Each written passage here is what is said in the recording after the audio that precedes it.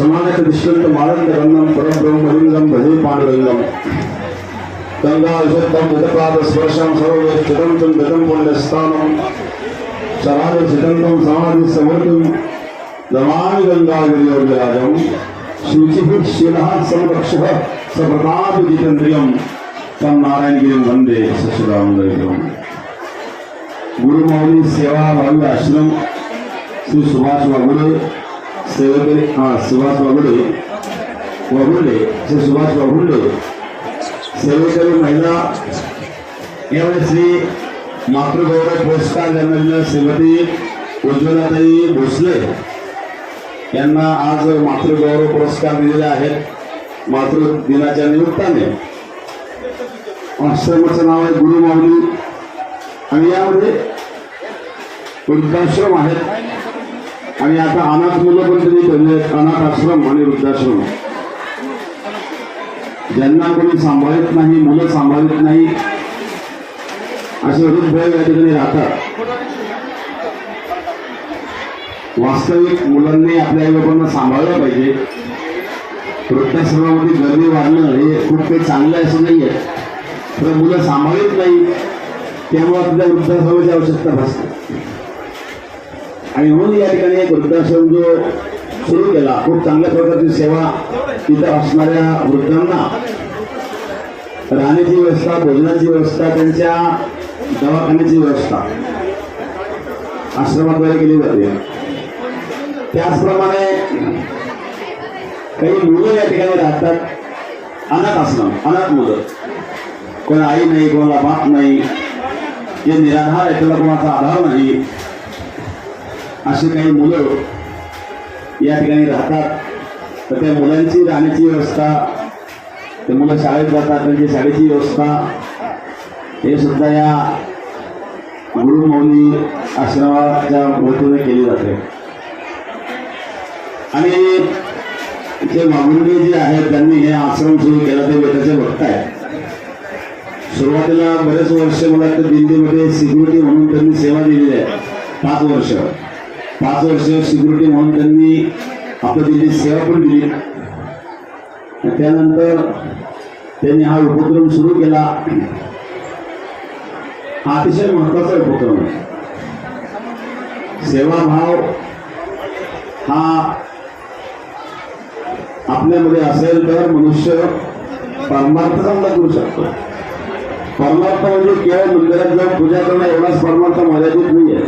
मंदिरात जाऊन पूजा करणं हा त्या परमार्थाचा एक भाग आहे। पुंडलिका दत्ता पांडुरंग परमात्माने पुंडलिकाचे भेटी परब्रह्म आलेगा, पुंडलिकाने मातापित्यांची सेवा केली होती। मातापित्यांच्या सेवेमध्ये पुंडलिक एवढा तल्लीन झालेला होता ते प्रत्यक्ष पांडुरंग परमात्मा त्या ठिकाणी आले। पांडुरंगाने सांगितलं, अरे पुंडलिका मी आलो। पुंडलिकाने विचारलं, तुम्ही कोण?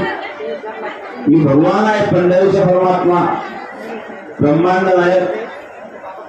पुंडलिकाने सांगितलं, सध्या मला भेटायला वेळ नाहीये, मी माझ्या मातापित्यांच्या सेवेमध्ये अजून व्यस्त आहे, तुम्ही उभे राहा।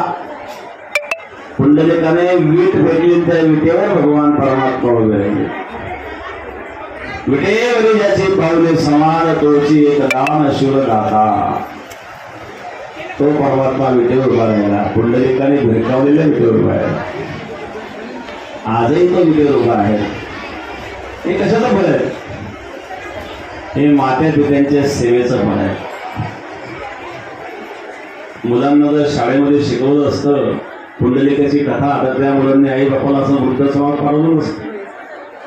मुलांना जर रामायण शिकवलं असतं, भगवान परमात्म्यांनी काय केलं? रघुकुल रीत सदा चली आई, प्राण जाय तरी वचन न जाय।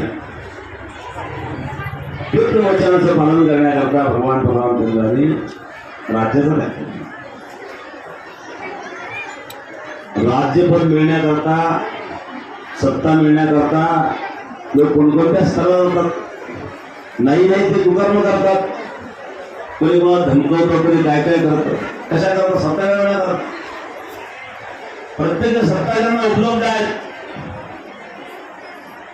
त्या रामप्रभूंनी पितृवचनाचं पालन करण्याकरता सत्तेचं काय करा. बरं काही काही सोडली तर आम्हाला कोणाचा विरोध नव्हता.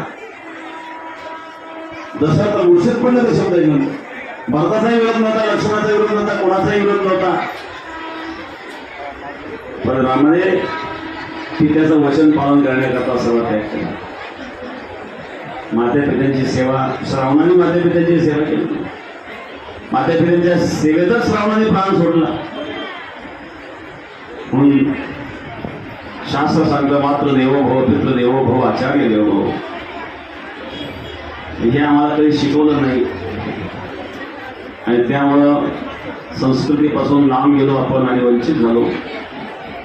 म्हणून ही भारतीय सनातन संस्कृती आपल्यापर्यंत पोहोचावी, आजच्या मुलांपर्यंत पोहोचावी, नवीन नवीन शिक्षण संस्थेच्या माध्यमातून विद्यार्थ्यांपर्यंत पोहोचावी. इथं या आश्रमाच्या वतीनं जी वृद्धांची सेवा केली जाते गुरुमौली आश्रमाच्या निमित्ताने अतिशय खूप चांगलं कार्य आपण करीत आहात. वास्तविक काही काही मुलं आपल्या नंतर पश्चात नंतर आईपर्यंत घेऊन पण जातात. असे काही उदाहरण काही दिवस वृद्धाश्रमात राहिल्यानंतर मुलांना होतो पश्चाताप, घरून परत घेऊन जातात. खरोखर ज्यांना मुलं आहेत त्यांनी निश्चित आपल्या आईबापांना सांभाळावं. वृद्धाश्रम एक तर वृद्धाश्रम निर्माण करण्याची पाळी येऊ नये, परंतु ठीक आहे आता वृद्धांची जर कोणी सेवा केली नसेल तर अशा आश्रमाची गरज आहे. तर ते विचार निराधार झालेले असतात. अशा या आश्रमामध्ये त्यांना व्यवस्था मिळते, सेवा मिळते, समाधान मिळतं. तिथं पांडुरंगाचे या ठिकाणी एक छोटंसं मंदिर स्थापन केलेलं आहे. आलेल्या वृद्धांना भक्ती भाव मनात निर्माण व्हावा म्हणून वृद्धाश्रम आणि वृद्धांबरोबर अनाथ मुलांना सुद्धा आपण या ठिकाणी ठेवलंय. अनाथ मुलांची सुद्धा सेवा आपण सुरू केली, त्याबद्दल आपण धन्यवाद धन्यवाद धन्यवाद. धन्यवाद. या ठिकाणी महंत रामगिरीजी महाराज यांच्या शुभ हस्ते या ठिकाणी काही पोलिसांचा आम्हाला फार सहकार्य आहे. याच्यामध्ये श्रीरामपूर पोलीस स्टेशनचे सहकार्य जे आहे त्याच्यामध्ये पोलीस हवालदार संतोष परदेशीजी महाराजांच्या हस्ते या ठिकाणी आपण सन्मान स्वीकारावा.